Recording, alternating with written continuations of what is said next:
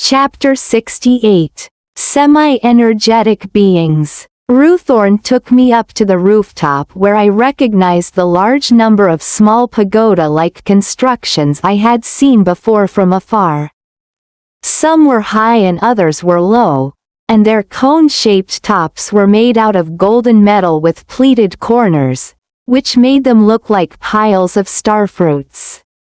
People who were not familiar with Buddhist temples might have mistaken them for pagodas, but as a Buddhist by birth, I could tell that they were different.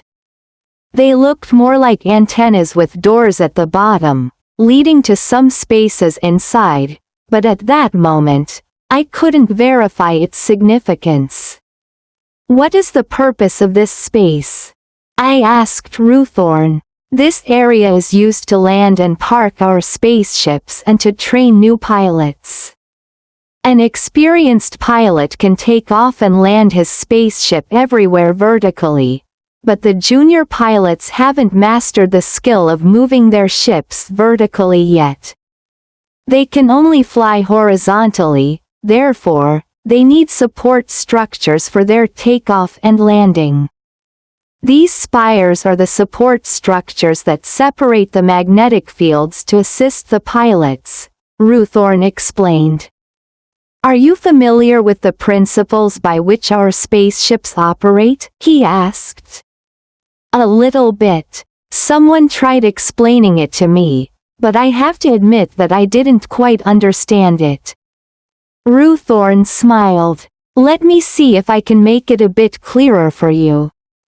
You see, our spaceships move by breaking or widening the energy fields that hinder their movement, such as air, magnetic fields, or different kinds of frequencies. We achieve that by sending our mental power into the mechanism which amplifies and intensifies this power. This amplified mental power is then transmitted and moves the particles to separate or widen an energy field, forming a temporary straight line.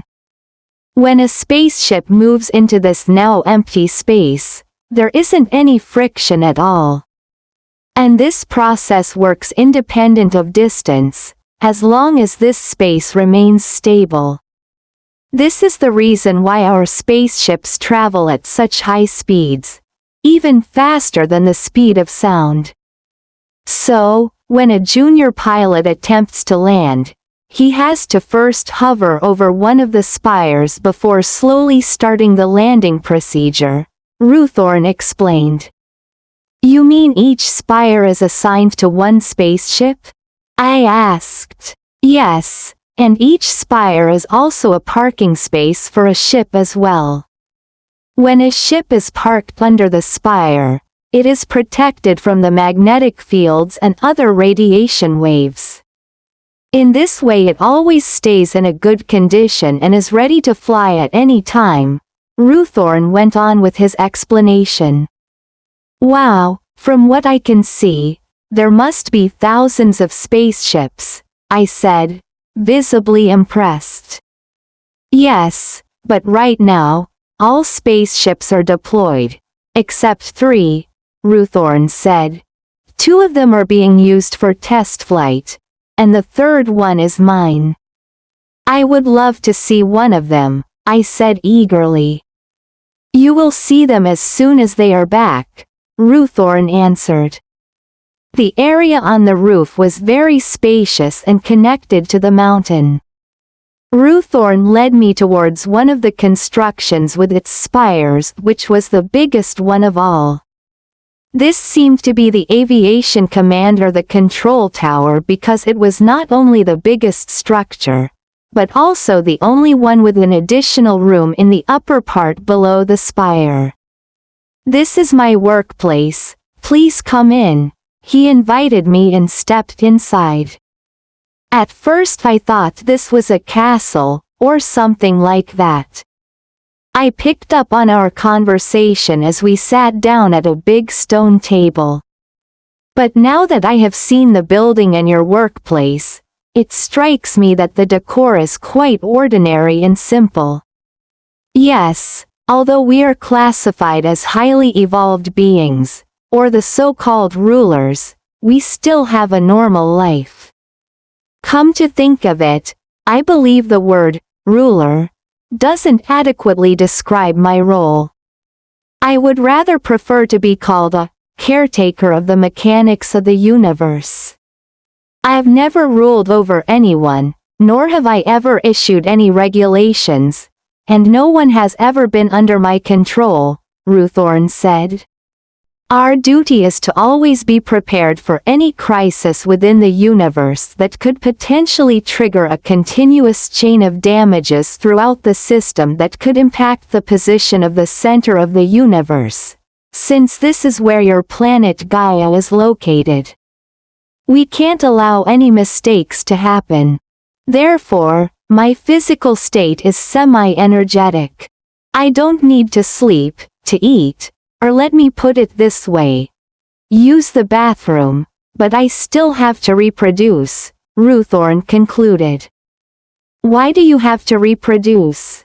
I asked. This is the only thing we are still required to do when our body has evolved to a semi-energetic state.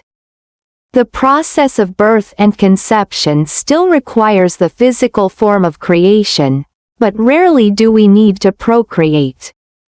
Often 400,000 or 500,000 years, or even 1,000,000 years can pass before we reproduce even once. What? 1,000,000 years? I exclaimed. Also, each conception has to be announced in advance to inform us who will be born, to whom, and who the father and mother is, Ruthorn continued. A couple doesn't have to be married as husband and wife, but once a man and a woman are selected, they have to be ready to do their duty. But before they can have sex, they will be, well, I would say, sequestered. The chosen two must stay at a certain place for some time and wait for the precise time of conception to be announced. When that time comes, the two can start to have sex. Sex is not something we do whenever we want to, or only for fun or for one's own pleasure like on your planet.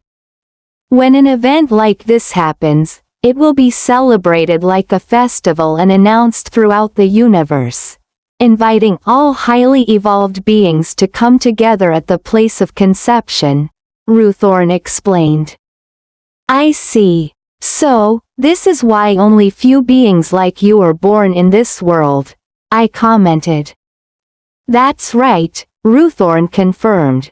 Although the number of births of human beings on Tuangra is quite low already, the birth of beings like me is 1,000 times lower. So where do these souls come from? I asked. They are all volunteers who come to work here from outside the universe, directly from the Creator, the keeper of the predetermined schedule that directs when and to whom any soul is born. In the past, this form of controlled conception occurred on your planet as well, Ruthorn said. What do you mean by that? Apart from conceptions that resulted from the union of two semi-physical beings, there have also been cross-conceptions resulting from the union of a physical human being and a semi-energetic being like myself. It has already happened 4 times in your history. Those who were born out of this union were considered to be great men. Stories of their religious vocation or calling had been told and prophesied thousands of years earlier before they were even born, and how they were conceived was uniquely different to ordinary men.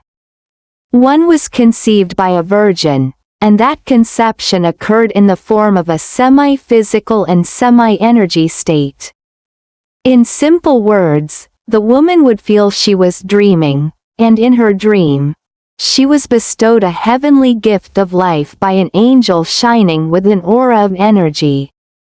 These great men had already been assigned to their respective mission and chosen for their specific role, and these missions had a major impact on your planet.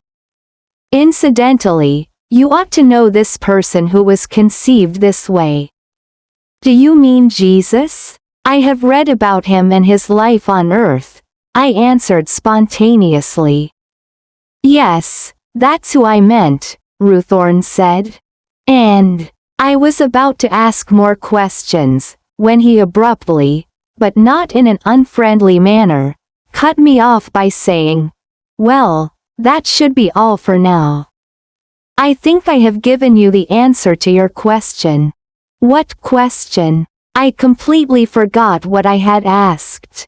I said confused. You asked me who built the interstellar portals, when they were built and why we had to build them, Ruthorn reminded me.